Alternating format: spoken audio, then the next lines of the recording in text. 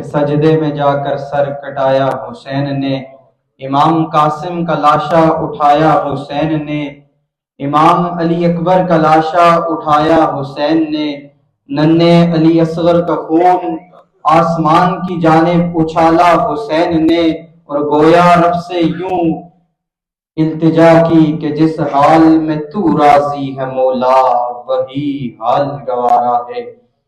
इन्हीं अल्फाज के साथ मैं अपने ऐवान से मुल्तमिस हूँ, इंतहाई मुख्तसर वक्त के लिए। हमारे नौजवान हैं, हमारी रॉचडेल की पहचान है, माशाल्लाह ये उभरता हुआ नौजवान है।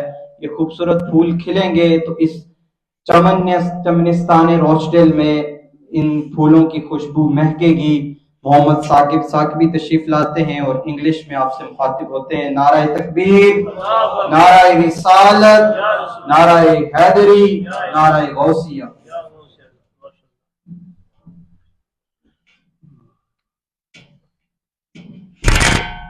अल्हम्दुलिल्लाह रब्बिल आलमीन वस्सलातु वस्सलामु अला सय्यिदिल अंबिया वल मुरसलीन अम्मा बाद फ़अऊज़ु बिल्लाहि मिनश शैतानिर रजीम बिस्मिल्लाहिर रहमानिर रहीम।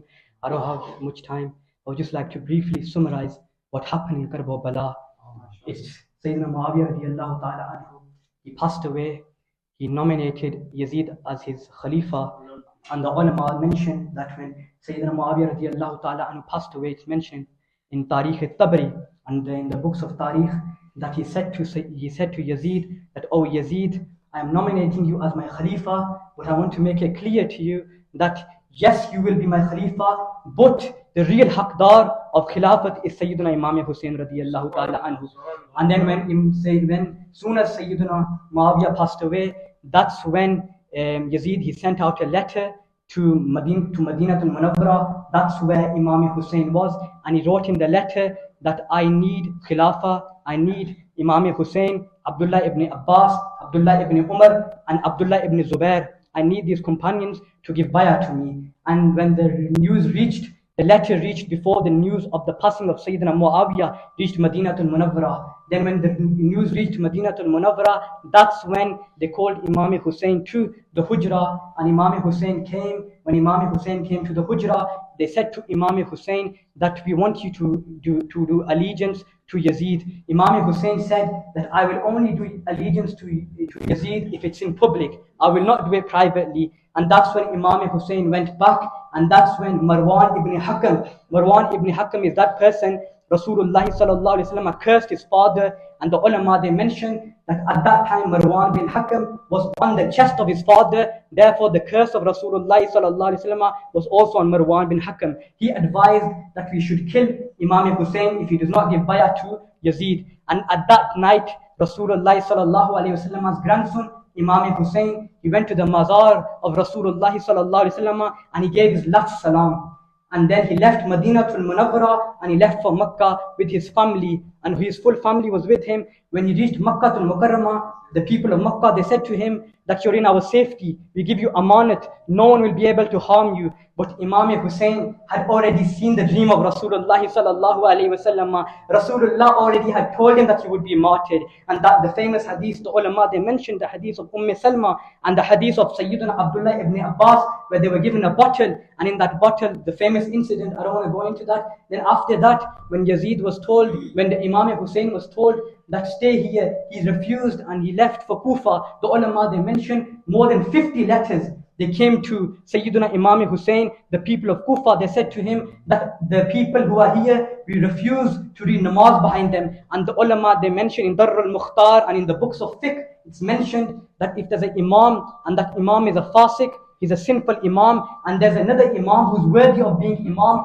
then it's wajib upon that person to accept the role of imam. And if he does not accept the role of imam, then the ulama mentioned that he's sinful for this, and you will be asked about this on the day of judgment. So that's why Imam Hussein, he had to accept the imamat post. So he left Makkah al-Mukarramah in the month of Hajj. Somebody asked him that, why are you living in the month of Hajj? He said that I am leaving in the month of Hajj because I know that if I do not leave Makkah, then they will start a war in Makkah.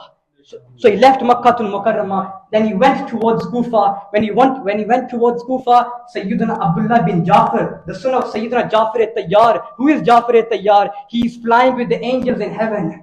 That's the maqam of Jafar Tayyar, his son. He said, he came to Sayyidina Imam Hussein. He said that stay in Makkah. You don't need to leave Makkah because we have got safety for you. But he had already seen the dream of Rasulullah sallallahu alaihi wasallam. The Prophet had already said to him that proceed towards Kufa. So when he was proceeding towards Kufa, that's when they changed the governorship. He sent his cousin, Muslim bin Aqil, to Kufa to find out what the situation in Kufa is. When he reached Kufa, 1,000 people, the ulama mentioned 1,000 people, they did bay'ah on his hands and they accepted Sayyidina Imam Hussein as their imam. But as soon as that happened, Yazid, he appointed Ibn Ziyad to take over Kufa to replace Sayyidina Numan bin Bashir. Sayyidina Numan bin Bashir was a sahabi of Rasulullah sallallahu alaihi wasallam. He was replaced as the governor of Kufa. When he was replaced as the governor of Kufa, he was replaced by Ibn Ziyad. When he was replaced by Ibn Ziyad, Muslim bin Aqil came, and to make it short, he was martyred, and so were his two children. When they were all martyred, then what happened?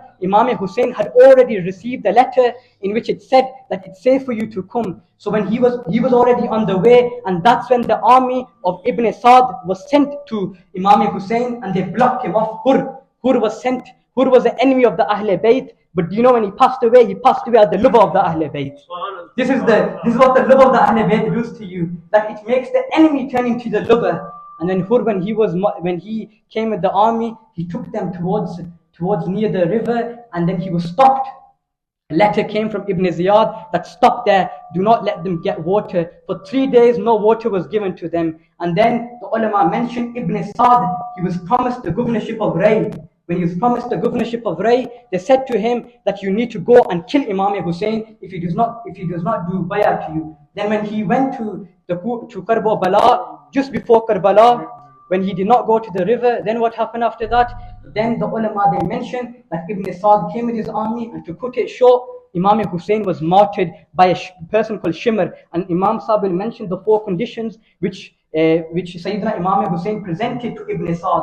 And these 4 conditions, they were accepted by Ibn Sa'd. Remember, this is mentioned in the books of history. These 4 conditions, they were accepted by Ibn Sa'd, and they were even accepted by Ibn Ziyad. But the Shimr, he said to Ibn Ziyad that, do you want to accept and do you want to be a coward? How can you accept him as your imam? So these 4 conditions, they were later rejected, and Imam Hussein then was martyred. And the people who were martyred, who were the people who were martyred? The brothers of Sayyidina Muslim bin Aqil, the children of Sayyidina Mawla Ali, and all of the family, Ali Askar, Ali Akbar, and all of these people, they were martyred. Imam Sahib will mention in detail and make dua that Allah Ta'ala gives us the ability to remember this in the short time we have. Maana ke is zameen ko gulzar na kar sake hum, kuch khar kam karte to ke jahan se guzre hum. Wala akhiru da'waya, alhamdulillah.